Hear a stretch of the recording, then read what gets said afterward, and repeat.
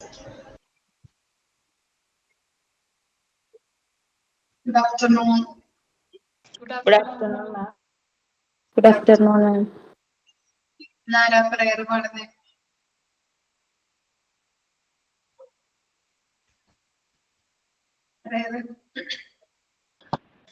പമിത ആണ്. ചൊല്ലട്ടെ മാം.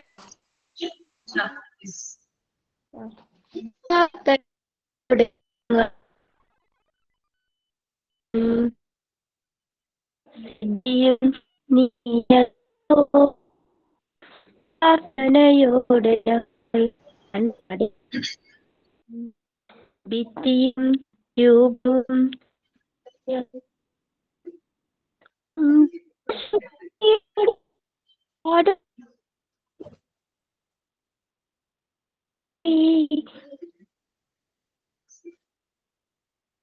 റേഞ്ച് പോയോ?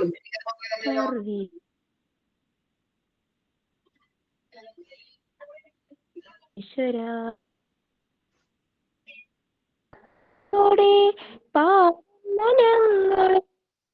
കൈവിടലി. കേൾക്കുന്നില്ല പമിത, റേഞ്ച് ഇല്ല. റേഞ്ച് ഇല്ലാണ്ടായിരിക്കും. ഞാൻ പാടിക്കഴിഞ്ഞു മാം, പക്ഷെ ഞാൻ നാലൊരു പാടാം, കുഴപ്പമില്ല.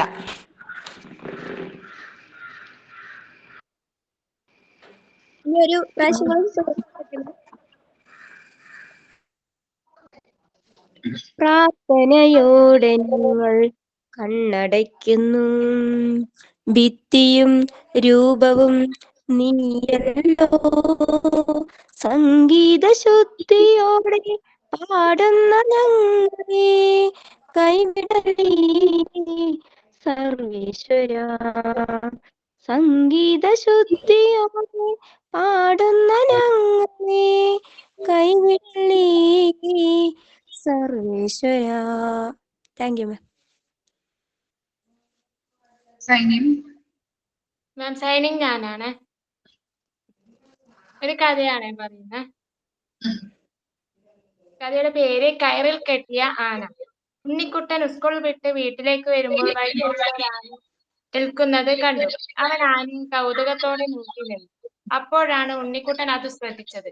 സാധാരണ ആനകളുടെ കാലിൽ ഉള്ളതുപോലെ ഈ ആനയുടെ കാലിൽ ചങ്ങലയുമില്ല, വടവുമില്ല. പിന്നെയോ ഒരു കയർ മാത്രമേ ആനയുടെ പിൻകാലിൽ കെട്ടിയിട്ടുള്ളൂ. അതിന്റെ മറ്റേ അറ്റം അടുത്തുള്ള ഒരു മരത്തിലും കെട്ടിയിട്ടുണ്ട്. ഇത് കണ്ട് അവൻ അത്ഭുതമായി. മരച്ചുവട്ടിൽ ഇരിക്കുന്ന പാപ്പാന്റെ അടുത്തെത്തി അവൻ ചോദിച്ചു, ചേട്ടാ, ഈ കയറിൽ കെട്ടിയാൽ ആന കയറും പൊട്ടിച്ച് പോവില്ലേ? ഇത് കേട്ട് പാപ്പാൻ പറഞ്ഞു, ഇല്ല, ഇവൻ ഈ കയറ് പൊട്ടിക്കില്ല. അതെന്താ? ഉണ്ണിക്കുട്ടന് ആകാംക്ഷയായി. കുട്ടിയായിരിക്കുമ്പോൾ തന്നെ ഈ ആനയെ എന്റെ കയ്യിൽ കിട്ടിയതാണ്. അന്നു ഞാൻ ഈ വലിപ്പമുള്ള കയറിലാണ് ഇവനെ കെട്ടിയിട്ടത്. ആദ്യമൊക്കെ ഈ കയർ പൊട്ടിക്കാൻ ഇവൻ നോക്കിയിരുന്നു. കുട്ടി ആനയല്ലേ, ഈ കയർ പൊട്ടിക്കാനുള്ള ശക്തിയൊന്നും അന്ന് ഇവന് ഉണ്ടായിരുന്നില്ല. പിന്നെ പിന്നെ അവന് ആ ശ്രമം ഉപേക്ഷിച്ചു. പക്ഷേ ഇപ്പൊ ഈ ആന ഇത്രയും വലുതായിട്ടും അവൻ വിചാരിക്കുന്നത് തനിക്ക് ഈ ചെറിയ കയർ പൊട്ടിക്കാനാവില്ല എന്നാണ്. അതുകൊണ്ട് തന്നെ അതിനിവൻ ശ്രമിക്കുകയും ചെയ്യുന്നില്ല. പാപ്പൻ പറഞ്ഞു നിർത്തി. ഇതുപോലെയാണ് നമ്മളിൽ പലരും. ആദ്യം ചെയ്തത് പരാജയപ്പെട്ട കാര്യങ്ങൾ ചെയ്യാൻ പിന്നീട് പലരും ശ്രമിക്കാറില്ല. പരാജയം ജീവിതത്തിന്റെ ഭാഗം തന്നെയാണ്. ഒരു പരാജയപ്പെട്ടാൽ പിന്നീട് അതിന് ശ്രമിക്കാതിരിക്കുന്നതാണ് മണ്ടത്തരം എന്ന ആനയുടെ കഥ നമ്മെ ഓർമ്മിപ്പിക്കുന്നു. Thank you ma'am.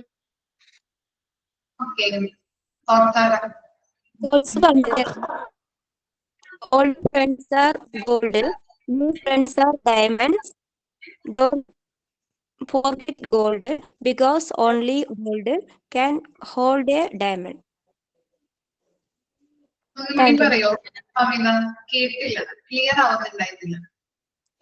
Old friends are gold, new friends are diamonds. Don't forget gold, because only gold can hold a diamond. അത് റൂമിനുള്ളിലാണ് മാം, അതാണ്. എനിക്ക് പനിയായതുകൊണ്ട് വെളിയിലൊന്നും പോണില്ല. ഒത്തിരി കുഴപ്പമില്ല.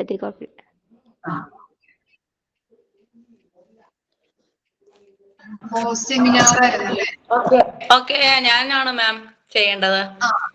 കഴിഞ്ഞ ക്ലാസ്സിൽ എനിക്ക് വരാൻ പറ്റില്ല.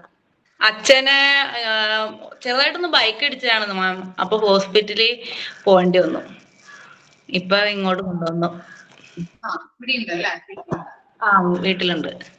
പിന്നെ ഇടയ്ക്ക് കറണ്ട് പോകുന്നുണ്ട്. ഇപ്പൊ മഴയൊക്കെ ഉണ്ട്. ഇനി റേഞ്ച് പ്രശ്നം വന്നാ മാം ഒന്ന് പറയണം. ഇപ്പൊ ഉണ്ട്, തുടങ്ങിയപ്പോൾ ഇല്ലായിരുന്നു. അപ്പൊ good afternoon all. Supervising and reporting എന്നുള്ള ചാപ്റ്ററിലെ സൂപ്പർവൈസിങ്ങും ടെക്നിക്സ് ഓഫ് സൂപ്പർവിഷനും ആണ് ഇന്ന് സെമിനാറിനായിട്ട് ഞാൻ പ്രസന്റ് ചെയ്യുന്നത്. അപ്പൊ എല്ലാവർക്കും ഈ ഒരു സെമിനാറിലേക്ക് സ്വാഗതം. അപ്പം സൂപ്പർവൈസിംഗ് നമ്മൾ കേട്ടുള്ള വാക്കായി, സ്കൂളിലെ മാത്രമല്ല അല്ലാണ്ട് തന്നെ സൂപ്പർവൈസിംഗ് എന്ന് വെച്ചാൽ എന്താ ശരിക്കും പറഞ്ഞാൽ മേൽനോട്ടം. അതാണ് സൂപ്പർവൈസിംഗ് എന്ന് പറയുന്നത്. Supervision is the act or function of overseeing something or somebody. Is the process that involves guiding, instructing and correcting someone.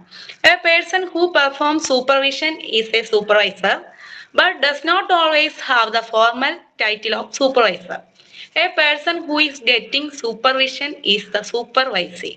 എന്ന് വെച്ചാൽ സൂപ്പർവിഷൻ എന്നാൽ ഒരാളെ അല്ലെങ്കിൽ ഒരു കാര്യത്തെ മേൽനോട്ടം വഹിക്കുന്ന ഒരു പ്രവൃത്തിയോ ധർമ്മമോ ആണ്. ഇത് ഒരാളെ നയിക്കുകയും നിർദ്ദേശിക്കുകയും തിരുത്തുകയും ചെയ്യുന്ന പ്രക്രിയ. മേൽനോട്ടം വഹിക്കുന്ന വ്യക്തിയെ നമ്മൾ സൂപ്പർവൈസർ എന്ന് പറയുന്നു. എന്നാൽ അവർക്ക് എല്ലായ്പ്പോഴും ഈ സൂപ്പർവൈസർ എന്ന ഒരു ഔപചാരിക പദവി ഉണ്ടായിരിക്കണമെന്നില്ല. മേൽനോട്ടം ലഭിക്കുന്ന ആ വ്യക്തിയെ നമ്മൾ സൂപ്പർവൈസി എന്നും പറയുന്നു. പിന്നെ നമ്മുടെ ടെക്സ്റ്റ് ബുക്കിലേക്ക് വരികയാണെങ്കിൽ supervision is a planned programme for the improvement of instruction.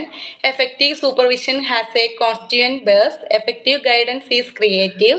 A supervisor is any person responsible for working with others to increase the effectiveness of the teaching learning situation.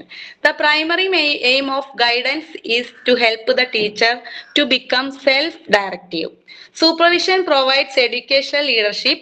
Supervision function less as an overseer and instructor and more as a group leader. Supervision provides educational leadership. Supervisor works through and with others to develop the quality of the activities they perform. Good supervision is based upon teacher participation. ചുരുക്കത്തിൽ പറഞ്ഞ അധ്യാപനത്തിന്റെ പുരോഗതിക്കായിട്ടുള്ള ഒരു ആസൂത്രിത പരിപാടിയാണ് supervision. അധ്യാപന പഠന സാഹചര്യത്തിന്റെ ഫലപ്രാപ്തി വർദ്ധിപ്പിക്കുന്നതിനായി മറ്റുള്ളവരുമായി പ്രവർത്തിക്കാൻ ഉത്തരവാദിത്തമുള്ള ഏതൊരാളുമാണ് ഒരു സൂപ്പർവൈസർ എന്നാണ് നമ്മുടെ ചാപ്റ്ററിൽ പറയുന്നത്. മാർഗനിർദ്ദേശത്തിന്റെ പ്രാഥമികമായ ലക്ഷ്യം അധ്യാപകനെ സ്വയം നയിക്കാൻ സഹായിക്കുക എന്നതാണ്. സൂപ്പർവിഷൻ വിദ്യാഭ്യാസപരമായ നേതൃത്വം നൽകുന്നു. സൂപ്പർവിഷൻ ഒരു മേൽനോട്ടക്കാരനെയും ഇൻസ്ട്രക്ടറെയും എന്നതിലുപരി ഒരു ഗ്രൂപ്പ് ലീഡറുമായി പ്രവർത്തിക്കുന്നു. സൂപ്പർവിഷൻ വിദ്യാഭ്യാസപരമായ നേതൃത്വം നൽകുന്നു. ഇതുവഴി ചെയ്യുന്ന പ്രവർത്തനങ്ങളുടെ ഗുണനിലവാരം വികസിപ്പിക്കുന്നതിനായി സൂപ്പർവൈസർ മറ്റുള്ളവരിലൂടെയും അവരുമായും പ്രവർത്തിക്കുന്നു. നല്ല സൂപ്പർവിഷൻ അധ്യാപക പങ്കാളിത്തത്തെ അടിസ്ഥാനമാക്കിയുള്ളതാണ്. നല്ല സൂപ്പർവിഷൻ അധ്യാപിക പങ്കാളിത്തത്തെ അടിസ്ഥാനമാക്കി നിലനിൽക്കുന്നു. ആ ഒരു ഇതിൽ നമ്മുടെ ആ ഒരു പോർഷൻ കൊടുത്തതിന്റെ ഒരു മീനിങ് ആണ് ഞാനിപ്പോ ഇവിടെ പറഞ്ഞത്. And school supervision refers to the access of overseeing, monitoring and guiding the activities and performance of school staff, students and the overall educational environment. It is a multifaceted function that aims to improve teaching, learning and the overall effectiveness of the school. School ജീവനക്കാരുടെയും വിദ്യാർത്ഥികളുടെയും പ്രവർത്തനങ്ങളെയും പ്രകടനത്തെയും അതുപോലെ മൊത്തത്തിലുള്ള വിദ്യാഭ്യാസപരമായ അന്തരീക്ഷത്തെയും മേൽനോട്ടം വഹിക്കുകയും നിരീക്ഷിക്കുകയും മാർഗനിർദ്ദേശം നൽകുകയും ചെയ്യുന്ന ആ ഒരു പ്രക്രിയയാണ് സൂപ്പർവിഷൻ എന്നുള്ളത്. ഇനി key aspect of school supervision. School സൂപ്പർവിഷനെ സംബന്ധിച്ച കുറച്ച് കാര്യങ്ങൾ, അതിന്റെ കുറച്ച് പോയിന്റ്സ് ആണ്. Monitoring and observation, guidance and support, improvement of instruction, ensuring compliance, promoting a positive school climate. അതിൽ first one, supervisors observe classroom teaching, student behaviour and the overall school environment to identify areas of strength and area needing improvement. അതായത് സൂപ്പർവൈസർമാർ class റൂമിലെ പഠനം, സ്റ്റുഡൻസിന്റെ പെരുമാറ്റം, സ്കൂളിലെ മൊത്തത്തിലുള്ള സാഹചര്യം എന്നിവ നിരീക്ഷിച്ച് അവയിൽ ഏതൊക്കെ ഭാഗങ്ങളാണ് മെച്ചപ്പെടുത്തേണ്ടതെന്നുള്ള കാര്യങ്ങൾ തിരിച്ചറിയുന്നു. പിന്നെ ഗൈഡൻസ് ആൻഡ് സപ്പോർട്ട് എന്ന് വെച്ചാൽ മാർഗനിർദ്ദേശങ്ങളും പിന്തുണയും നൽകുക. അധ്യാപകരുടെയും ജീവനക്കാരുടെയും കഴിവുകളും പ്രകടനവും മെച്ചപ്പെടുത്തുന്നതിന് വേണ്ടി ഒരു ക്രിയാത്മകമായ ഫീഡ്ബാക്ക്, ഉപദേശം, പിന്തുണ എന്നിവയൊക്കെ ഈ ഒരു സൂപ്പർവിഷനിൽ ഉൾപ്പെടുന്നു. പിന്നെ ഇംപ്രൂവ്മെന്റ് ഓഫ് ഇൻസ്ട്രക്ഷൻ, അതായത് പഠന നിലവാരം മെച്ചപ്പെടുത്തുക എന്നുള്ളതാണ്. പ്രൊഫഷണൽ ഡെവലപ്മെന്റ്, പാഠ്യപദ്ധതി വികസിപ്പിക്കല്, മികച്ച രീതികൾ നടപ്പാക്കല് തുടങ്ങിയ ഒരു തന്ത്രങ്ങളിലൂടെ പഠനത്തിന്റെയും അധ്യാപനത്തിന്റെയും ഗുണനിലവാരം മെച്ചപ്പെടുക എന്നത് ഈ ഒരു സൂപ്പർവിഷന്റെ പ്രധാന ലക്ഷ്യമാണ്. പിന്നെ എൻഷുറിങ് കംപ്ലയൻസ്, അതായത് ഈ ചട്ടങ്ങൾ പാലിക്കുന്നുണ്ടെന്നുള്ള ഉറപ്പാക്കല്, പാഠ്യപദ്ധതി വിലയിരുത്തൽ, വിദ്യാർത്ഥികളുടെ പെരുമാറ്റം എന്നിവയുമായി ബന്ധപ്പെട്ട കാര്യങ്ങൾ, നടപടിക്രമങ്ങൾ, മാനദണ്ഡങ്ങൾ എന്നിവ സ്കൂൾ പാലിക്കുന്നുണ്ടെന്നുള്ളത് ഉറപ്പാക്കുന്നതും ഈ ഒരു സൂപ്പർവിഷനിൽ പെടുന്നു. പിന്നെ ഒരു point, promoting A positive school climate, അനുകൂലമായ ഒരു സ്കൂൾ അന്തരീക്ഷം പ്രോത്സാഹിപ്പിക്കൽ, അതുവഴി പിന്തുണ നൽകുന്ന വഴി സ്കൂളിലെ ആ ഒരു നല്ല അന്തരീക്ഷം വളർത്തുന്നതും ഈ ഒരു സൂപ്പർവിഷന്റെ ഭാഗമാണ്. പിന്നെ ടെക്നിക്സ് ഓഫ് സൂപ്പർവിഷൻ ഉണ്ട്. അത് 3 നമ്മൾ പറയാം category. Supervision through observational visit, നമ്മുടെ ടെക്സ്റ്റ് ബുക്കിലുള്ളത് തന്നെയാണ്. അതായത് നിരീക്ഷണ സന്ദർശനങ്ങളിലൂടെയുള്ള ഒരു supervision. The headmaster can make observational visit if the result in developing teaching and learning. അതായത് അധ്യാപനവും പഠനവും വികസിപ്പിക്കുന്നതിന് സഹായകമാകാൻ പ്രധാന അധ്യാപകൻ, അതായത് ഹെഡ് മാസ്റ്റർ നിരീക്ഷണ സന്ദർശനങ്ങൾ ഇങ്ങനെ നടത്തും. അത് പലവിധം ചെയ്യാം. ഐഡന്റിഫൈങ് സ്ട്രെങ്ത് ആൻഡ് വീക്ക്നെസ്, അതായത് പ്രധാന അധ്യാപകർക്ക്, ഹെഡ് മാസ്റ്റർക്ക് അധ്യാപകരുടെ ക്ലാസ് റൂമിലെ പ്രവർത്തനങ്ങൾ നിരീക്ഷിച്ച് അവരുടെ കഴിവും അവരുടെ ദൗർബല്യങ്ങളും ഏതൊക്കെയാണെന്നുള്ള മനസ്സിലാക്കാൻ സാധിക്കും. പിന്നെ ഉള്ളത് ഫെസിലേറ്റിംഗ് പ്രൊഫഷണൽ ഗ്രോത്ത്, അതായത് ഒരു വളർച്ച സുഗമമാക്കല്. ഈ നിരീക്ഷണങ്ങളുടെയൊക്കെ അടിസ്ഥാനത്തിൽ ലഭിക്കുന്ന ഫീഡ്ബാക്ക് ടീച്ചേഴ്സിന് അവരുടെ കഴിവുകൾ മെച്ചപ്പെടുത്താനും വളർച്ചയുടെ മേഖലകൾ കണ്ടെത്താനും സഹായിക്കുന്നു. ഇത് വ്യക്തിഗത പ്രൊഫഷണൽ വികസന പദ്ധതികളൊക്കെ തയ്യാറാക്കാൻ ഉപയോഗിക്കാം. ഇതുവഴി അവർക്ക് തന്നെ സ്വയം വിലയിരുത്താനും മാറ്റങ്ങൾ വരുത്താനും ടീച്ചേഴ്സിനെ പ്രോത്സാഹിപ്പിക്കാൻ സാധിക്കും. പിന്നെ ഒന്ന്, ഇംപ്രൂവിങ് ടീച്ചിങ് പ്രാക്ടീസസ്. ഇങ്ങനെ ഒരു സൂപ്പർവിഷൻ നൽകുന്നത് വഴി ഫലപ്രദമായ ചില ടീച്ചേഴ്സ് ടെക്നിക്കുകളും അതിൽ മെച്ചപ്പെടുത്തേണ്ടവ ഏതൊക്കെയെന്ന് തിരിച്ചറിയാനും സഹായിക്കും.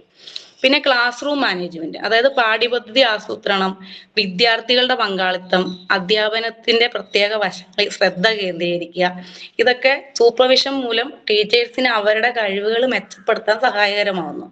പിന്നെ അതിൽ തന്നെ വേറൊരു പോയിന്റാണ് എൻഹാൻസിങ് സ്റ്റുഡന്റ് ലേണിംഗ്, അതായത് വിദ്യാർത്ഥികളുടെ പഠന നിലവാരം മെച്ചപ്പെടുത്തുക. ഈ ഒരു സൂപ്പർവിഷന്റെ ഉദ്ദേശം തന്നെ കുട്ടികളുടെ പഠനഫലങ്ങൾ മെച്ചപ്പെടുത്തുക എന്നതാണ്. അതായത് ടീച്ചേഴ്സിന് അവരുടെ കഴിവുകൾ വികസിപ്പിക്കുന്നതിനും അവരുടെ രീതികൾ മെച്ചപ്പെടുത്തുന്നതിനും പിന്തുണയ്ക്കുന്നതിലൂടെ സൂപ്പർവിഷൻ കൂടുതൽ ഫലപ്രദമായ അധ്യാപനത്തിലേക്കും മെച്ചപ്പെട്ട വിദ്യാർത്ഥി പങ്കാളിത്തത്തിലേക്കും നയിക്കും. ഇതുവഴി കുട്ടികൾക്ക് അക്കാഡമിക് ലെവലിൽ മികച്ചമായൊരു പ്രകടനം കാഴ്ചവെക്കാൻ സഹായകരമാവും. പിന്നെ ഒരു point, fostering A culture of continuous, അതായത് തുടർച്ചയായ മെച്ചപ്പെടുത്തലിന്റെ ഒരു സംസ്കാരം വളർത്തുക.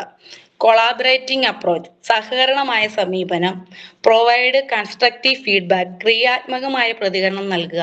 ഫോക്കസ് ഇംപ്രൂവ്മെന്റ് നോട്ട് ഇവാലുവേഷൻ, വിലയിരുത്തലിലല്ല മെച്ചപ്പെടുത്തലിലാണ് നമ്മൾ ശ്രദ്ധ കേന്ദ്രീകരിക്കേണ്ടത്. അതിലെ തന്നെ രണ്ടാമത്തെ പോയിന്റ് ടെക്സ്റ്റ് ബുക്കിൽ തന്നെയാണ്, സൂപ്പർവിഷൻ ത്രൂ ഇൻഡിവിജ്വൽ കോൺഫറൻസസ്. അതായത് ഹെഡ് മാസ്റ്ററിന് വേറൊരു ടീച്ചറുമായിട്ട് അവരുടെ പ്രോബ്ലങ്ങൾ വിശകലനം ചെയ്യാനും പരിഹരിക്കാനും വ്യക്തിഗതമായുള്ള ചർച്ചകൾ നടത്താൻ പറ്റും. അതിലെ ഫസ്റ്റ് വണ്ണാണ് പേഴ്സണലൈസ്ഡ് ഫീഡ്ബാക്ക് ആൻഡ് സപ്പോർട്ട്. അതായത് ഓരോ അധ്യാപകന്റെയും പ്രത്യേക ആവശ്യങ്ങൾക്കനുസരിച്ച് ഫീഡ്ബാക്കും മാർഗനിർദ്ദേശങ്ങളും നൽകാനും അവരുടെ തനതായ കഴിവും വളർച്ചാ മേഖല ഏതൊക്കെയാണെന്ന് മനസ്സിലാക്കാനും വ്യക്തിഗത കോൺഫറൻസുകൾ വഴി ഈ ഹെഡ് മാസ്റ്റർക്ക് അതൊരു ഹെൽപ്പാണ്. പിന്നെയുള്ളത് പ്രോബ്ലം സോൾവിങ്, അതായത് ക്ലാസ് റൂമിലോ പഠിപ്പിക്കലിലോ ഒക്കെ ടീച്ചർമാർ പല വെല്ലുവിളികൾ നേരിടുന്നുണ്ടാവും. അത് അവർക്ക് ചിലപ്പോൾ അവർ പറയാണ്ടിരിക്കുമായിരിക്കും. പക്ഷെ ഇങ്ങനെ ഒരു ഇത് ഹെഡ് മാസ്റ്റർ വെക്കുകയാണെങ്കിൽ അവർക്ക് തുടർന്ന് ചർച്ച ചെയ്യാനും പിന്നെ ഹെഡ് മാസ്റ്ററുമായിട്ട് സഹകരിച്ച് ആ ഒരു ക്ലാസ് റൂമിൽ എന്തെങ്കിലും ഒരു പ്രശ്നങ്ങളുണ്ടെങ്കിൽ അതിനൊരു പരിഹാരം കണ്ടെത്താനും ഈ ഒരു ചർച്ച വഴി സഹായകരമാവും. പിന്നെ പ്രൊഫഷണൽ ഡെവലപ്മെന്റ്, അതായത് ടീച്ചേഴ്സിന്റെ പ്രൊഫഷണൽ വികസന ലക്ഷ്യങ്ങളിൽ ശ്രദ്ധ കേന്ദ്രീകരിക്കാൻ അവരുടെ തുടർ പഠനത്തെയും വളർച്ചയെയും പിന്തുണയ്ക്കാൻ ഈ ഒരു വ്യക്തിഗത കോൺഫറൻസുകൾ ഹെഡ് മാസ്റ്ററിനെ ഹെൽപ്പ് ചെയ്യും. പിന്നെ ഇംപ്രൂവ്ഡ് കമ്മ്യൂണിക്കേഷൻ, അതായത് പതിവായ വ്യക്തിഗത കോൺഫറൻസുകൾ ഹെഡ് മാസ്റ്ററും അധ്യാപകരും തമ്മിലുള്ള ആശയവിനിമയം മെച്ചപ്പെടുത്താനും കൂടുതൽ തുറന്നും വിശ്വാസയോഗ്യമായ ബന്ധം വളർത്തുകയും അവർക്ക് ഇരുവരും തമ്മിലുള്ള ആ ഒരു ബന്ധം ഇമ്പ്രൂവ് ചെയ്യാൻ ഈ ഒരു കമ്മ്യൂണിക്കേഷൻ സഹായിക്കും. പിന്നെ എൻഹാൻസ്ഡ് ടീച്ചർ മോട്ടിവേഷൻ, അതായത് ക്രിയാത്മകമായ ഫീഡ്ബാക്ക് നൽകുന്നതിലൂടെ അവരുടെ പ്രൊഫഷണൽ വികസനത്തിൽ ആത്മാർത്ഥമായ താല്പര്യം കാണിക്കുന്നതിലൂടെയും വ്യക്തിഗത കോൺഫറൻസുകൾ അധ്യാപകരുടെ ആ ഒരു മനോവീര്യവും പ്രചോദനവും വർദ്ധിപ്പിക്കും ഹെഡ് മാസ്റ്റർ ഈ ഒരു രീതിയിൽ ഇടപെടുമ്പോൾ. പിന്നെ മൂന്നാമത്തെ point supervision over group conference, അതായത് the headmaster can have a group conference if it is organised the teachers problems, അതായത് അധ്യാപകരുടെ പ്രോബ്ലംസിനെ ശ്രദ്ധ കേന്ദ്രീകരിച്ച് ഒരു ഗ്രൂപ്പ് കോൺഫറൻസ് ഒരു ഹെഡ് മാസ്റ്ററിനെ സംബന്ധിച്ച് വിലപ്പെട്ട ഒരു പോംവഴിയാണ്. കാരണം അത്തരം ഒരു കോൺഫറൻസ് തുറന്ന ആശയവിനിമയത്തിനും സഹകരണമായ പ്രശ്ന പരിഹാരത്തിനും അധ്യാപകർക്കിടയിൽ ഒരു മികച്ച രീതി പങ്കുവയ്ക്കാൻ സഹായിക്കും. ഈ ഒരു സമീപനം ചെയ്യപ്പെട്ട അധ്യാപനം, അതായത് ഈ സമീപനം ചെയ്യുന്നത് വഴി അധ്യാപകർക്ക് അവരുടെ ഒരു അധ്യാപന നിലവാരത്തിലേക്ക് കൂടുതൽ പിന്തുണ സ്കൂൾ അന്തരീക്ഷത്തിൽ നിന്ന് കിട്ടും. ഇങ്ങനെ ഒരു ഗ്രൂപ്പ് കോൺഫറൻസ് കൊണ്ടുള്ള കുറച്ച് പ്രയോജനങ്ങളുണ്ട്. അതായത് അത് നമ്മുടെ ടെക്സ്റ്റ് ബുക്കിൽ ഇല്ലാത്തതാണ്. ഓപ്പൺ കമ്മ്യൂണിക്കേഷൻ ആൻഡ് കൊളാബറേഷൻ, തുറന്ന ആശയവിനിമയവും സഹകരണവും അധ്യാപകർക്ക് ആശങ്കകൾ പ്രകടിപ്പിക്കാനും വെല്ലുവിളികൾ പങ്കുവയ്ക്കാനും ഒരുമിച്ച് പരിഹാരങ്ങൾ കണ്ടെത്താനും ഒരു പ്രത്യേക കോൺഫറൻസ് ഈ ഒരു ഇടം നൽകുന്നു ഇതുവഴി. പിന്നെ shared learning and best practices, അതായത് അധ്യാപകർക്ക് പരസ്പരം അനുഭവങ്ങളിൽ നിന്ന് പഠിക്കാനും പുതിയ തന്ത്രങ്ങളും സമീപനങ്ങളും കണ്ടെത്താനുമുള്ള ഒരു അവസരം നൽകുന്നു. പിന്നെ റെഡ്യൂസ്ഡ് ഐസൊലേഷൻ, അതായത് അവരുടെ ഒരു ഒറ്റപ്പെടൽ, ഇപ്പൊ ഗ്രൂപ്പ് കോൺഫറൻസ് വഴി അധ്യാപകർക്ക് ഒറ്റപ്പെടൽ അനുഭവപ്പെടുന്ന കുറയ്ക്കാനും കൂട്ടായ്മയുടെയും പിന്നെ അതുപോലെ പങ്കുവച്ച ഉത്തരവാദിത്തത്തിന്റെ ഒക്കെ ഒരു ബോധം വളർത്താൻ അവരെ സഹായിക്കും. പിന്നെ ടാർഗറ്റഡ് സൊല്യൂഷൻ, അതായത് പ്രത്യേക പ്രശ്നങ്ങളിൽ ശ്രദ്ധ കേന്ദ്രീകരിക്കുന്നതിലൂടെ ഈ ഒരു ഗ്രൂപ്പ് കോൺഫറൻസുകൾക്ക് കൂടുതൽ ഫലപ്രദമായി പരിഹാരങ്ങൾ കണ്ടെത്താൻ സാധിക്കും. പിന്നെ ഇംപ്രൂവ്ഡ് ടീച്ചർ മൊറാൽ, അതായത് അധ്യാപകരുടെ മനോവീര്യം മെച്ചപ്പെടുത്തുന്നതിനും അധ്യാപകർക്ക് തങ്ങളെ ആരെങ്കിലും കേൾക്കാനുണ്ടെന്നും പിന്തുണയ്ക്കാനുണ്ടെന്നും തോന്നുമ്പോൾ അവരുടെ ആ ഒരു മനോവീര്യവും തൊഴിലിലുള്ള ഒരു സംതൃപ്തിയും വർദ്ധിക്കുന്നു. ഇതുമൂലം ക്ലാസ് റൂമിനെ തന്നെ ടീച്ചേഴ്സിന് ഒരു നല്ലൊരു കംഫർട്ടായ രീതിയിലാണെങ്കിൽ അവർക്ക് ആ ക്ലാസ് റൂമിനെ എത്ര വലിയ പ്രശ്നങ്ങളിൽ നിന്നും നല്ല രീതിയിൽ കൊണ്ടുവരാനായിട്ട് സാധിക്കും. പിന്നെ പറയാനുള്ളത്, ഒരു ഗ്രൂപ്പ് കോൺഫറൻസിന് വെല്ലുവിളി നിറഞ്ഞ പല വിദ്യാർത്ഥികളുടെ സ്വഭാവങ്ങളെയൊക്കെ കൈകാര്യം ചെയ്യാനായിട്ട് ടീച്ചേഴ്സിന് ആ ഒരു കാര്യത്തിൽ ശ്രദ്ധ കേന്ദ്രീകരിക്കാൻ കഴിയും. അധ്യാപകർക്ക് പ്രത്യേക വിദ്യാർത്ഥികളുമായുള്ള തങ്ങളുടെ അനുഭവങ്ങൾ പങ്കുവയ്ക്കാനും സാധ്യമായ ഇടപെടലുകളും ചർച്ച ചെയ്യുകയും ഒക്കെ ചെയ്യുന്നതിൽ വഴി കൂടുതൽ ഫലപ്രദമായ ഒരു ക്ലാസ് റൂം മാനേജ്മെന്റ് ടീച്ചേഴ്സിന് നന്നായിട്ട് കൊണ്ടുപോകാൻ സാധിക്കും. അതുപോലെ തന്നെ അധ്യാപകർ കണ്ടെത്തിയ പ്രശ്നങ്ങളെ അഭിമുഖീകരിക്കുന്ന ഒരു ഗ്രൂപ്പ് കോൺഫറൻസുകളൊക്കെ ഈ ഒരു ഹെഡ് മാസ്റ്റർ സംഘടിപ്പിക്കുന്നതിലൂടെ ഹെഡ് മാസ്റ്റർക്ക് തന്നെ കൂടുതലും ഒരു ടീച്ചേഴ്സിൽ നിന്ന് ആ ഹെഡ് മാസ്റ്റർക്കും നല്ലൊരു സഹകരണം കിട്ടും, ടീച്ചേഴ്സിന് തിരിച്ചും കിട്ടും. അതുവഴി ശരിക്കും പ്രയോജനം കിട്ടാൻ പോകുന്നത് കുട്ടികൾക്കും അതുവഴി ആ ഒരു ക്ലാസ് റൂമിനുമാണ്. പിന്നെ ഒന്ന് കൺക്ലൂഡ് പറയുവാണ്, effective school supervision encompassing various techniques is crucial for improving the teaching learning process and overall school quality. By providing ongoing monitoring, guidance and support, supervision helps to ensure that teachers are effective, students are learning and the school is operating at its full potential. ഇത്രയേ ഉള്ളൂ. ഇതിനകത്ത് ഈ രണ്ടൊരു സൂപ്പർവൈസിങ്ങും techniques of supervision ആണ്. പിന്നെ ഞാൻ അല്ലാണ്ട് കുറച്ച് പോയിന്റ്സും കൂടി കണ്ടെത്തിയതാണ് ഇപ്പൊ പറഞ്ഞത്.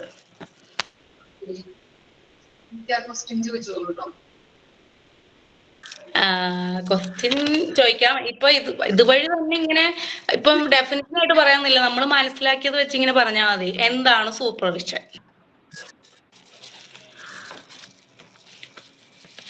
നമുക്ക് മനസ്സിലായ പോലെ പറഞ്ഞാൽ മതി, കൃത്യമായ മീനിങ് വേണമെന്നില്ല.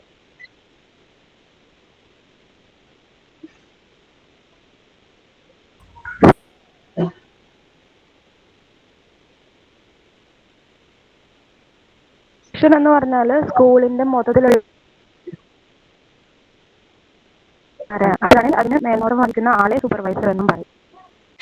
രണ്ടാമത്തെ ക്വസ്റ്റ്യൻ ആയിട്ട് സൂപ്പർവൈസർ ആരാത് ചോദിക്കാൻ വരുമായിരുന്നുള്ളതിൽ രണ്ടും കൂടി ഒരുമിച്ച് പറഞ്ഞു. ഈ ഹെഡ് മാസ്റ്റർ സ്കൂളിൽ ഈ ഒരു സൂപ്പർവിഷൻ ഒക്കെ നടത്തുന്നതുകൊണ്ടുള്ള എന്തെങ്കിലുമൊക്കെ ഒരു പ്രയോജനങ്ങൾ എല്ലാം പറയണമെന്നില്ല, ഏതെങ്കിലും. അത് മറ്റുള്ള ടീച്ചേഴ്സിന് ഹെഡ് മാസ്റ്ററുമായിട്ടുള്ള ഒരു ഇന്റർപേഴ്സണൽ റിലേഷൻഷിപ്പ് കൂട്ടാൻ വേണ്ടി പറ്റും. മെയിനായിട്ട് നമുക്ക് എന്തെങ്കിലും പ്രശ്നം ഉണ്ടെങ്കിൽ ഈ ആളോട് പറഞ്ഞാൽ മതി, അത് നേരിട്ട് അങ്ങോട്ട് എത്തിക്കാം. ആ ശരിയാണ്. പിന്നെ കമ്മ്യൂണിക്കേഷന്റെ ഒരു ഇത് കിട്ടും. അതെ അതെ. പിന്നെ ഉള്ളത് ഏതെങ്കിലും ഒരു സൂപ്പർവിഷന്റെ ഒരു ടെക്നിക്ക്.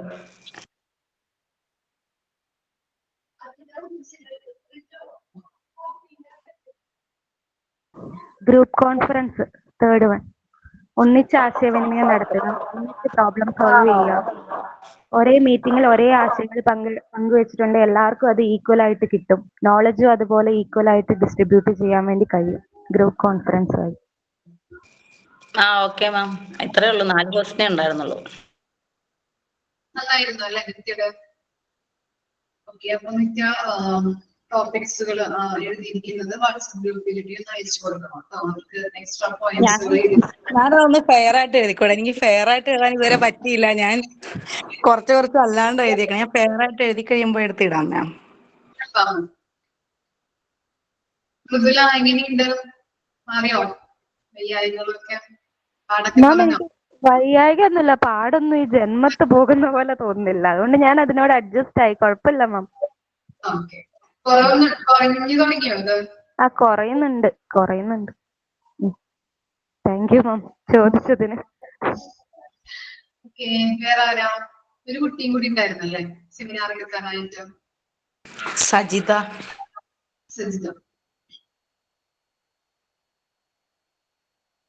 സജിത ജോയിൻ ആയിട്ടുണ്ടോ? ഇല്ലെന്ന് തോന്നുന്നു മാം. നെക്സ്റ്റ് ക്ലാസ്സിൽ വരുമ്പോ ജസ്റ്റ് ഒന്ന് ഇൻഫോം ചെയ്യാം കേട്ടോ. നെക്സ്റ്റ് ക്ലാസ്സിൽ എടുക്കണം നമുക്ക്. ഞാൻ പറയാം. അപ്പോ ആ കുട്ടി ഇല്ലാത്തത് കൊണ്ട് ജസ്റ്റ് മിസ് ഒരു ആക്ടിവിറ്റി തരാം. സംസാരിക്കാൻ വേണ്ടിയിട്ടാണ് ടോപ്പിക് തരാം.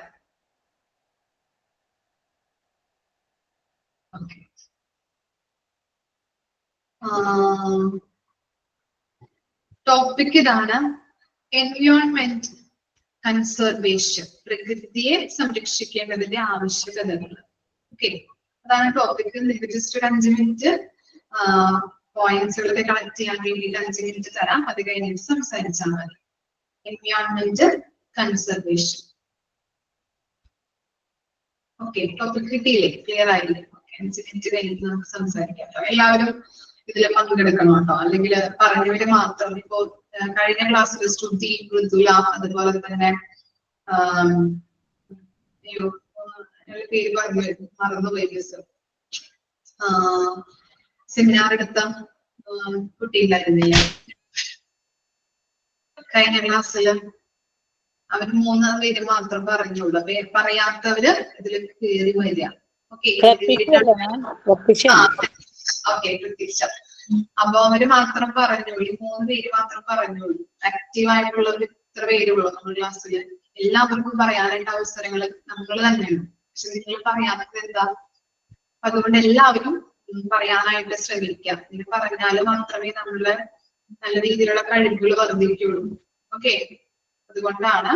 അപ്പോ എന്തെങ്കിലും പോയിന്റ്സ്, ഇപ്പോ നിങ്ങളും ടീച്ചേഴ്സ് ആവണ സ്റ്റുഡൻസ് ആണ് അല്ലെ? അതുകൊണ്ട് തന്നെ നിങ്ങൾ ക്ലാസ് എടുക്കുമ്പോ ഇപ്പൊ കുട്ടികളെ കൊണ്ട് എന്തെങ്കിലും ഒരു വിഷയത്തെ കൊണ്ട് പറയിപ്പിക്കുമ്പോ അവരും അതിൽ പങ്കെടുക്കാനായിട്ട് പ്രചോദനം കൊടുക്കാം, ഓരോരോ മോട്ടിവേഷനുകൾ കൊടുക്കാം. അപ്പൊ അതുപോലെ നിങ്ങളും ഇതിൽ പങ്കെടുക്കാനായിട്ട് ശ്രമിക്കാം. ഓക്കെ, ആലോചിക്കാം. 5 മിനിറ്റ് കഴിയുമ്പോൾ നമുക്ക് സ്റ്റാർട്ട് ചെയ്യാം.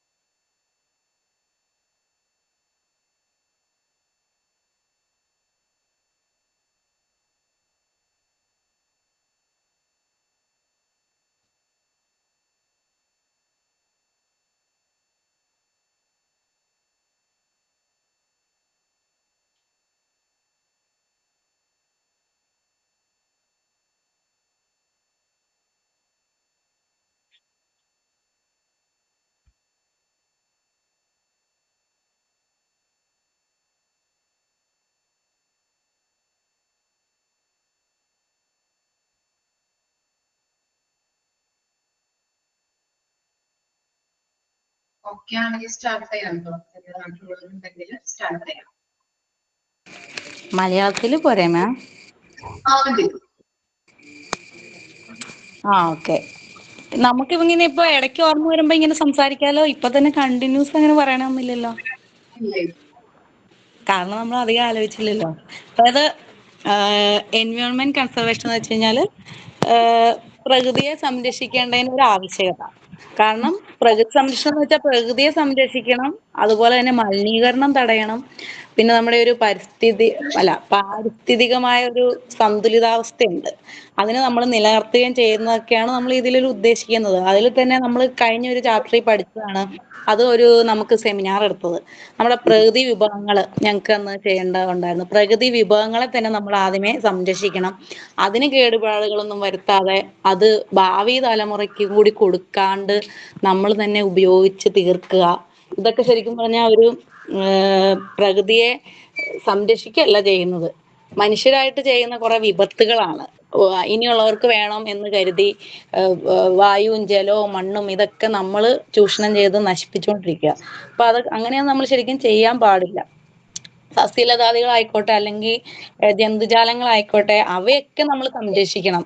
ഉള്ള മരങ്ങൾ ഫുള്ള് വെട്ടിക്കളയുക, അതൊക്കെ വഴി തന്നെയാണ് ഇപ്പൊ ഒത്തിരി എന്തൊക്കെ ഇപ്പൊ ഉണ്ടാകുന്ന വെള്ളപ്പൊക്കം, മണ്ണിടിച്ചില് എന്ന് പറഞ്ഞാൽ ഈ ഒരു പ്രകൃതി ദുരന്തങ്ങൾ ഉണ്ടാകാൻ കാരണം തന്നെ നമ്മളെ പ്രകൃതിയെ സംരക്ഷിക്കാത്തതുകൊണ്ടുള്ള പ്രശ്നങ്ങളാണ്. വായുവിനെയും ജലം, മണ്ണ് ഇവയെയും അതുപോലെ തന്നെ പ്രകൃതി വിഭവങ്ങളും ഒക്കെ നമ്മൾ ചൂഷണം ചെയ്യാതെ അവയൊക്കെ സംരക്ഷിക്കണം. മെയിനായിട്ട് വായുവും ജലവും നമ്മൾ ആ ഒരു ചാപ്റ്ററിൽ പഠിച്ച പോലെ തന്നെ മൊത്തം പൊല്യൂഷൻസ് ആണ്. ഈ വായുവും ജലവും മണ്ണ് എന്നിവയുടെ ഒക്കെ ഒരു പൊല്യൂഷൻ കുറച്ചാൽ തന്നെ പ്രകൃതി നല്ല രീതിയിൽ ഉണ്ടാവും. പ്രകൃതി നല്ല രീതിയിൽ ഇരുന്നു കഴിഞ്ഞാൽ മാത്രമാണ് നമുക്ക് മനുഷ്യർക്ക് അവിടെ നന്നായിട്ട് ജീവിക്കാൻ പറ്റുള്ളൂ. ഈ ഒരു പൊല്യൂഷൻ കാരണമാണ് എന്തൊക്കെ അസുഖങ്ങളാണ് നമുക്ക് ഉണ്ടായിക്കൊണ്ടിരിക്കുന്നത്. ശരിക്കും പറഞ്ഞാൽ ഈ ഒരു പ്രകൃതി മലിനീകരണം തടയാനായിട്ട് മനുഷ്യർ ശ്രമിച്ചാൽ മാത്രമാണ് പ്രകൃതി നല്ല രീതിയിൽ നിൽക്കുള്ളൂ. എല്ലാവരും പ്രസംഗിക്കാൻ വേണ്ടി മാത്രം പറയും പ്രകൃതിയെ സംരക്ഷിക്കണം എന്നുള്ളത്. പക്ഷെ ഒരു മരം വെട്ടിക്കഴിഞ്ഞാൽ 100 മരത്തിന്റെ തൈകൾ വെക്കണം എന്ന് പറഞ്ഞിട്ടുണ്ട്. പക്ഷെ അങ്ങനെയൊന്നും ആരും ചെയ്യാറില്ല. മരങ്ങൾ വെച്ച് പിടിപ്പിക്കലും അങ്ങനെയുള്ള ഇതുമില്ല. മഴയൊക്കെ നന്നായിട്ട് വരണമെങ്കിലും ഒക്കെ ഈ പറഞ്ഞ മരങ്ങളും ഇതെല്ലാം വേണം. പ്രകൃതി ദുരന്തങ്ങൾ തന്നെ വന്നത് വെള്ളപ്പൊക്കവും വരൾച്ചയും ഉരുൾപൊട്ടലും ഈ പറഞ്ഞ ഇതൊക്കെ വരുന്നത് ഈ ഒരു പ്രകൃതിയെ മനുഷ്യൻ നല്ല രീതിയിൽ സംരക്ഷിക്കാത്തതിന്റെ കുറവാണ്. ഭൂമിയിലേക്ക് മൊത്തം പ്ലാസ്റ്റിക് വലിച്ചെറിയുന്നു, അതവിടെ കിടന്നു ഇതാവുന്നു. ഇപ്പൊ പിന്നെ കുറെ പ്ലാസ്റ്റിക്കുകൾ എടുക്കാനായിട്ട് ആൾക്കാർ വന്നുകൊണ്ട് കുറെ പ്ലാസ്റ്റിക്കുകൾ വീടുകളിൽ നിന്നുള്ള കുറച്ചൊക്കെ അതിന്റെ ഭാഗമായിട്ട് കളക്ട് ചെയ്ത് പോകുന്നുണ്ട്. പക്ഷെ നമ്മൾ റോഡുകളിലൊക്കെ പോയി കഴിഞ്ഞാൽ റോഡിന്റെ സൈഡുകളിലും ഒക്കെ മൊത്തം ഇത് കിടക്കണ കാണാം. ഇത് ഫുള്ള് നമ്മൾ ആ പ്രകൃതി നമ്മുടെ ആ മണ്ണിനെയാണ് നമ്മളത് പൊല്യൂട്ടാക്കുന്നത്. അതുപോലെ തന്നെയാണ് ഓരോ മനുഷ്യൻ തന്നെയാണ് പ്രകൃതി വിഭവങ്ങളെയും പ്രകൃതിയെയും ഇങ്ങനെ മലിനീകരിക്കുന്നു എന്നുള്ളതാണ് ഇപ്പൊ എന്റെ മനസ്സിൽ വന്ന കാര്യങ്ങളാണ് ഇപ്പൊ പറഞ്ഞത്. ഇനി ആരെങ്കിലും സംസാരിച്ചു കഴിയുമ്പോൾ ബാക്കി പറയാം.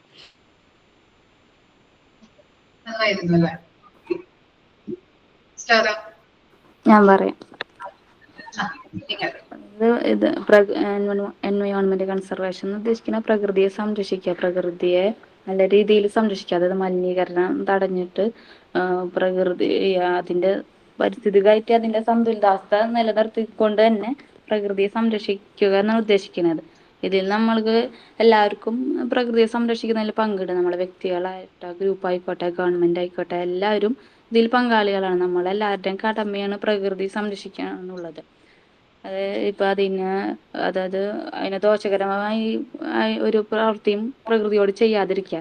നമ്മൾക്ക് പിന്നെ ഓരോ പ്രകൃതി വിഭവങ്ങൾ നശിപ്പിക്കാതിരിക്കുക. അതിന്റെ ഉപയോഗമൊക്കെ പ്രകൃതി വിഭവങ്ങൾ ഒരു പരിധി അതിന്റെ ഉപയോഗം നിയന്ത്രിക്കുക. അതായത് നമ്മളെ വെള്ളവും ഊർജവും ഇതൊക്കെ നമുക്ക് പിന്നീടും തലമുറക്ക് ആവശ്യമുള്ള വിധത്തിൽ ഒരു നിയന്ത്രണ വിധേയമായിട്ട് ഉപയോഗിക്കാം. പിന്നെ അതുപോലെ തന്നെ നമ്മൾ മാലിന്യങ്ങളൊന്നും ഇങ്ങനെ വലിച്ചെറിയാതെ സംസ്കരിക്കുക. അതിനായിട്ട് ഇപ്പൊ നിത്യ പറഞ്ഞുകൊണ്ടാണ് പഞ്ചായത്ത് തലത്തിൽ വീടുകളിൽ വന്നും പിന്നെ വ്യാപാര സ്ഥാപനങ്ങളിൽ വന്നൊക്കെ മാലിന്യങ്ങൾ പ്ലാസ്റ്റിക് മാലിന്യങ്ങൾ ശേഖരിക്കുന്നുണ്ട്. അതുപോലെ അത് നമ്മൾ വീട്ടിൽ നിന്ന് തുടങ്ങാം. അപ്പോൾ അത് ഭാവിയിൽ കുട്ടികളും കണ്ടു പഠിക്കേണ്ടതാണ്. അതുപോലെ തന്നെ പിന്നെ വരുന്നത് പിന്നെ ചെടികളൊക്കെ വെച്ച് പിടിപ്പിക്കാം. നമ്മളിപ്പോൾ നമ്മൾ ഭാവിക്ക് വേണ്ടിയിട്ട് ചെടികളൊക്കെ നട്ടുപിടിപ്പിക്കുക. തുടങ്ങിയ കാര്യങ്ങളാണ് പ്രകൃതിയുമായി ബന്ധപ്പെട്ട് എനിക്ക് പറയാനുള്ളത്.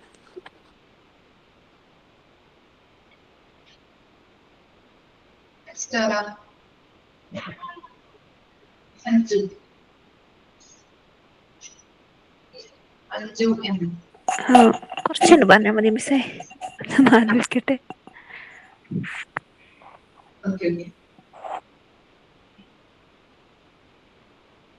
ദീപ്തി.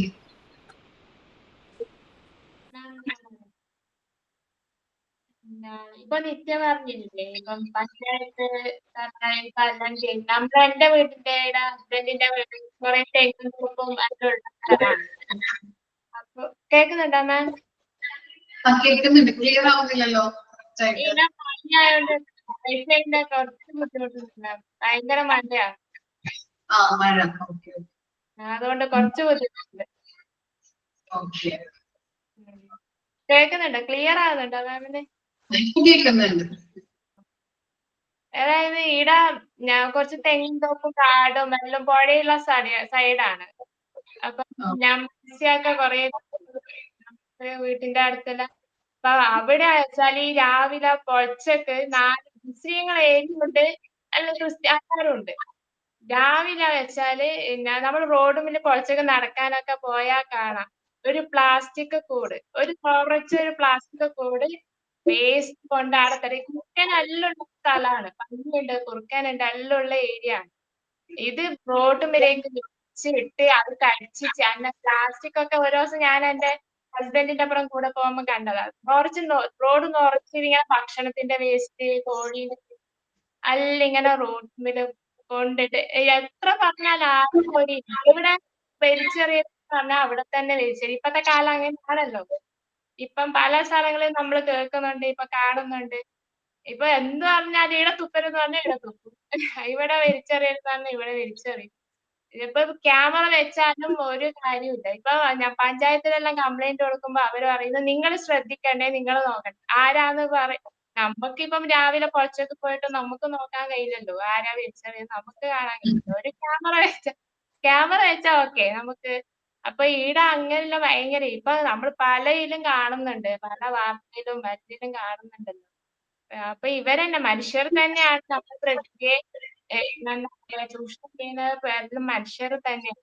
നമുക്ക് പറയാനുള്ളത് നമ്മളെ പ്രകൃതിയെ സംരക്ഷിക്കുക, നമുക്ക് പറയാനുള്ളത്. പ്രതിഭ. ഭൂമിയുടെ പ്രാധാന്യത്തെ കുറിച്ച് നമുക്ക് എല്ലാവർക്കും അറിയുന്നതാണ്.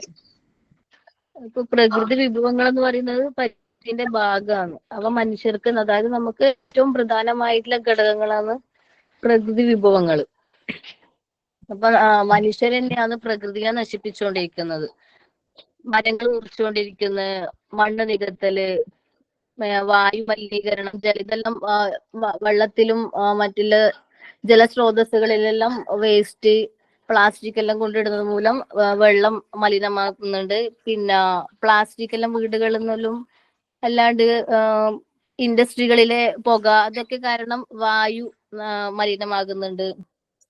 പിന്നെ ഇപ്പം വാഹനങ്ങളുടെ എണ്ണം ക്രമാതീതമായിട്ട് കൂടിക്കൊണ്ടിരിക്കുന്നു. അപ്പൊ അതിന്റെ എല്ലാം യന്ത്രങ്ങളെയും വാഹനങ്ങളിലെയും എല്ലാം പിന്നെ സൗണ്ടും പുകയും ഇതെല്ലാം കാരണം വായു കൂടുതൽ മലിനമാവുന്നുണ്ട്.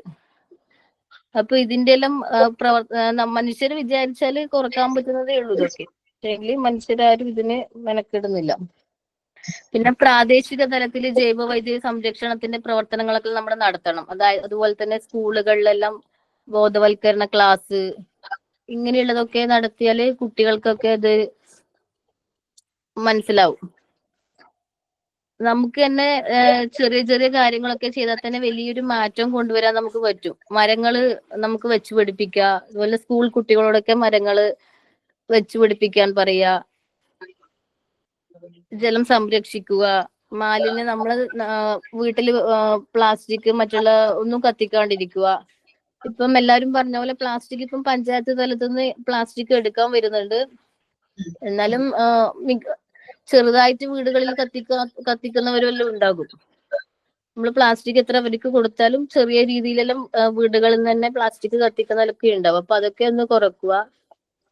പിന്നെ അതുപോലെ ഈ ജലത്തിനെല്ലാം നമ്മളിപ്പോ ഹൗസ് ബോട്ടിലൊക്കെ യാത്ര ചെയ്യുന്നുണ്ട്. അപ്പോ അവിടെ നിന്നെല്ലാം കഴിക്കുന്നതും എല്ലാം നമ്മൾ തന്നെ കായലിലായാലും പുഴയിലായാലും നമ്മൾ തന്നെ വലിച്ചെറിയുന്നു. അപ്പൊ അങ്ങനെ ഇതെല്ലാം നമ്മൾ കുറക്കുക. അപ്പൊ അങ്ങനെയുള്ള ഒരുപാട് കാര്യങ്ങളുണ്ട്. അപ്പൊ നമ്മൾ തന്നെ ശ്രദ്ധിച്ചാൽ നമുക്ക് നല്ലൊരു ഭൂമിനെ നമുക്ക് തന്നെ കിട്ടും. പിന്നെ സൂര്യാഘാതം, പിന്നെ പ്രകൃതിക്ഷോഭങ്ങൾ, ഇതൊക്കെ ഇപ്പം കൂടിക്കൂടി വരുവായിരുന്നു. കാലാവസ്ഥ തന്നെ ഇപ്പം മാറിക്കൊണ്ടിരിക്കുകയാണ്. ഇതൊക്കെ ഓരോ നമ്മൾ ചെയ്യുന്നതിന്റെ ഓരോ പ്രവർത്തനത്തിന്റെ ഫലമായിട്ടാണ് ഇപ്പൊ ഇങ്ങനെയുള്ള ഓരോ മാറ്റങ്ങളൊക്കെ വരുന്നത്. അപ്പൊ മനുഷ്യരെന്നെ ശ്രദ്ധിക്കുക. Okay ma'am. Okay, next.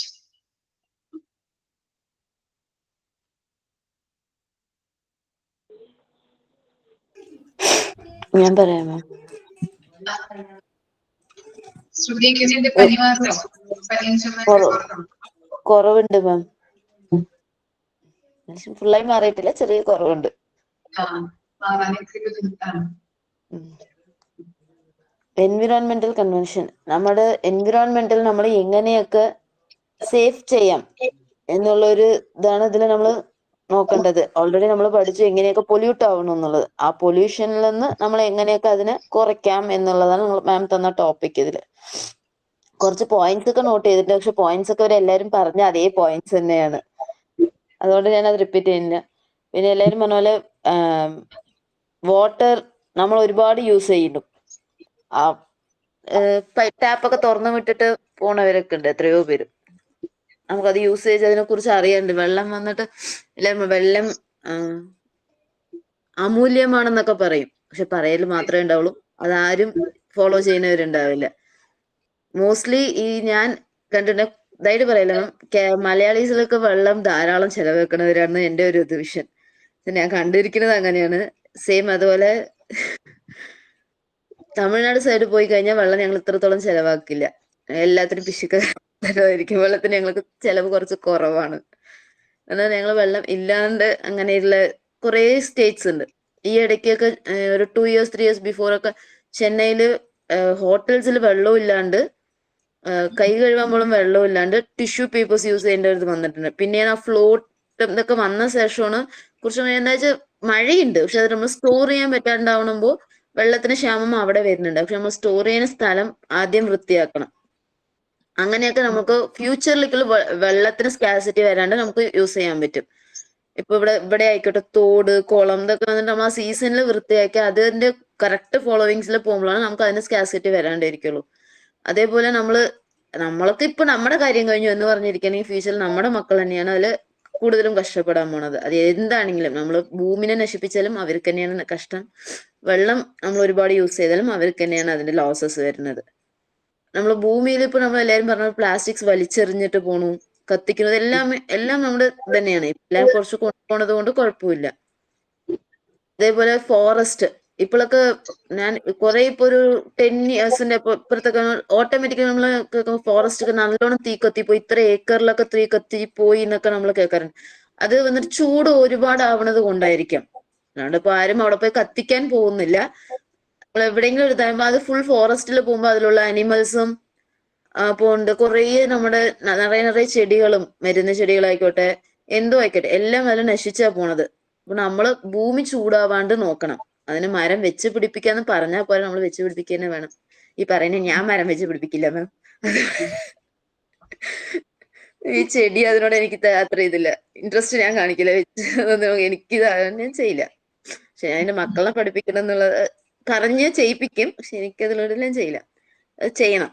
നമ്മൾ ഒരു മരം മുറിച്ചാൽ എല്ലാവരും 1000 മരം ഒന്നും നടണ്ട, ഒരു ചെടിയെങ്കിലും വെച്ചാൽ അത്രയും നല്ലതാണ് നമുക്ക്.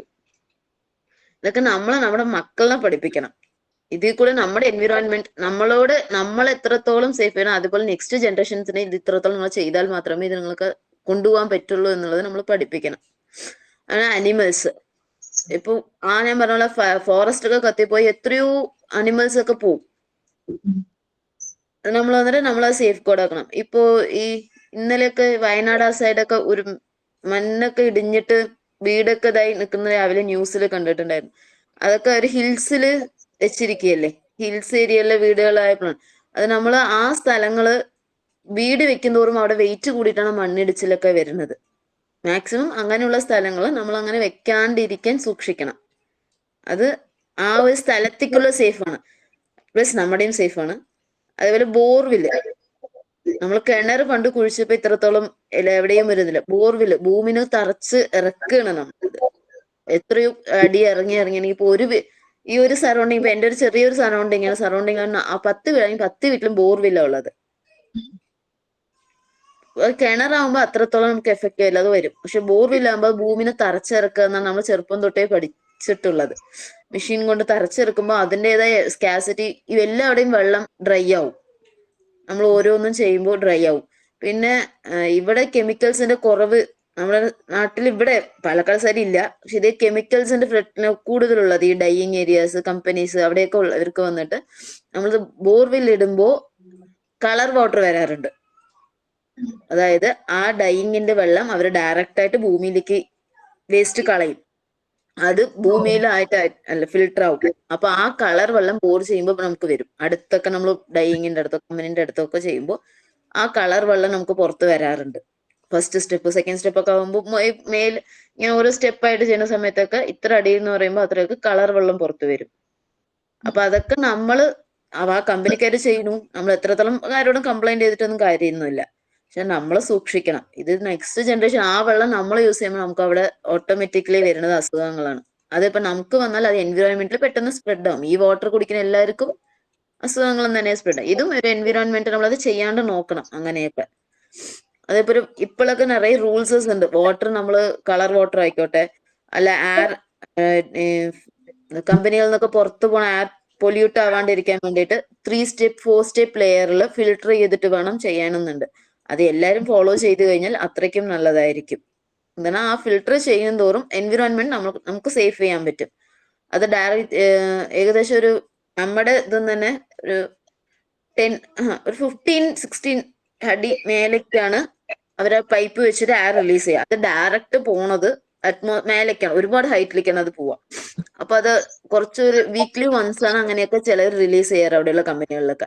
അങ്ങനെ ചെയ്യുമ്പോൾ അവർ 4 സ്റ്റെപ്പ് 5 സ്റ്റെപ്പ് ലേയേഴ്സ് ഒക്കെ കഴിഞ്ഞിട്ട് റിലീസ് ചെയ്യുമ്പോഴത്തേനും അതിന്റെ കളർ ഫുൾ ബ്ലാക്ക് ആയിരിക്കും.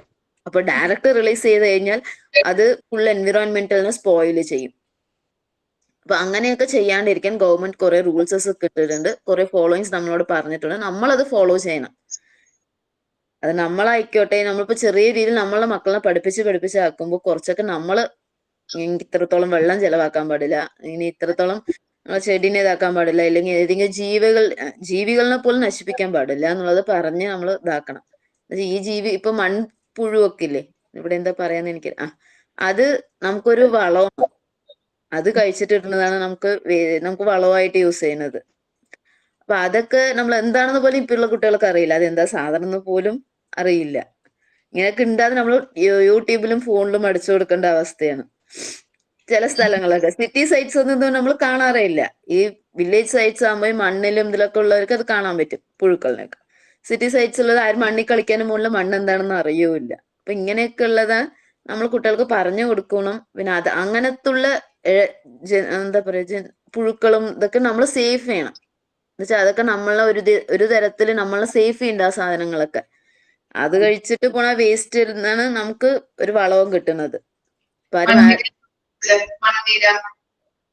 എനിക്കതിന്റെ പേരൊന്നും അറിയില്ല പുള്ളി, എനിക്ക് തമിഴിലാണ് ഈ വേർഡ്സൊക്കെ അറിയുള്ളൂ.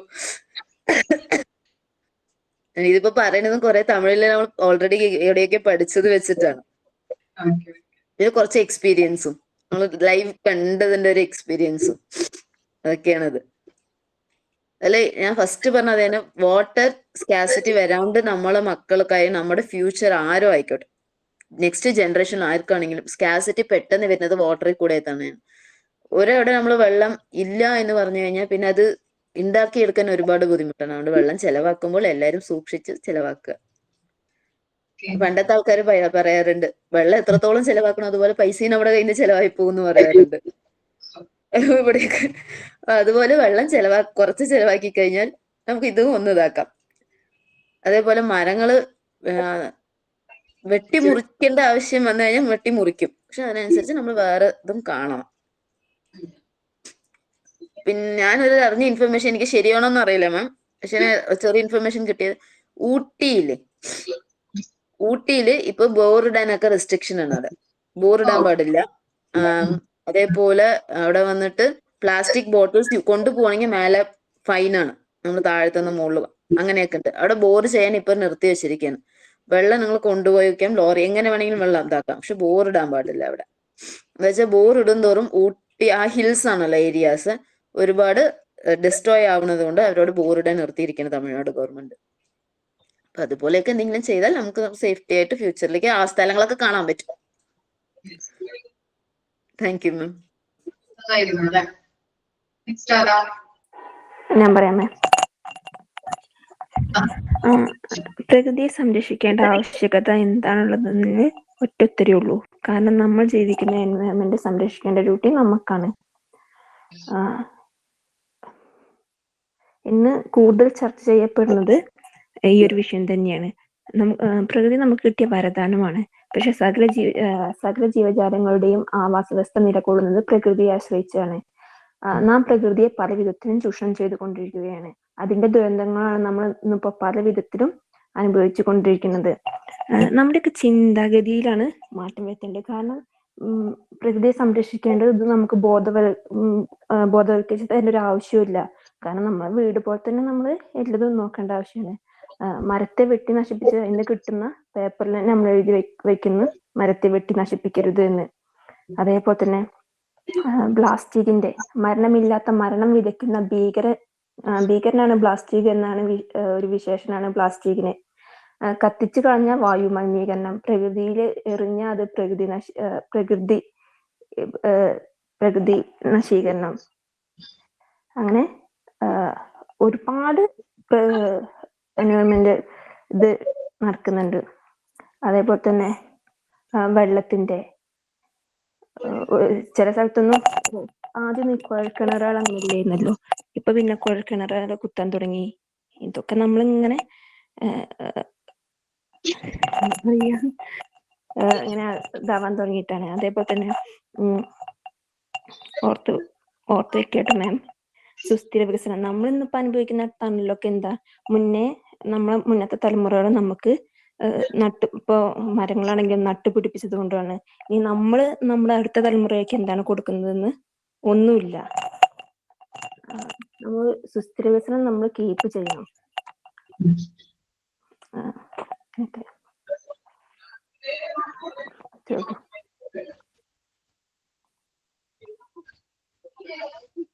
ഓക്കെ, ഇപ്പൊ കുറച്ച് പേര് പറഞ്ഞല്ലേ ടോപ്പിക്കിനെ കുറിച്ച് കുറച്ച് പേര് സംസാരിച്ചിരുന്നു. ഇനി നമുക്ക് വൈൻഡപ്പ് ചെയ്യാം, ടൈം ആയിട്ടുണ്ട്. അപ്പോ സൈൻ ഔട്ട് പറയുന്നത് ആരാ?